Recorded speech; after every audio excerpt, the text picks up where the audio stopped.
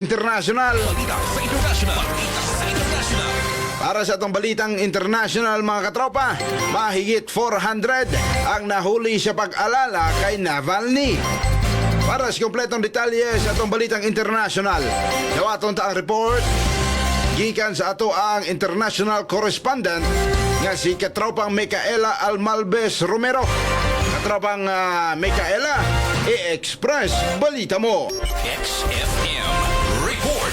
Mahigit 400 katao mula sa mahigit 100 ng syudad ang hinuli ng kapulisan ng Russia habang nagbibigay pugay sa opposition leader na si Alexei Navalny na pumanaw sa malayong Arctic Penal Colony. Kabilang sa mga nahuli ang isang pari ng Orthodox Church na nagpahayag na magsagawa ng memorial service para kay Navalny. Ilan sa mga nahuli noong Biyernes ay nahatulan ng korte ng ilang araw na pagkakulong habang ang ilan ay pinatawan ng multa. Ang biglang pagpanaw ni Navalny, 47 taong gulang, isang buwan bago ang presidential election, ay hayagang nabigay sa kasalukuyang administrasyon na isa pang 6 na taong panunungkulan. Noong linggo, naging usap-usapan ang dahilan ng kamatayan ni Navalny at hindi malinaw kung kailan ilalabas ang kanyang labi sa kanyang pamilya. Para sa kompletong proteksyon ng pamilya, gumamit ng Santan Plus Gold, Santan Vitamin C at Santan Plus Coffee Mix. Para sa nagkakaisang Pilipino para sa Pilipinas, ako si Micaela Almalbes Romero, XFM News.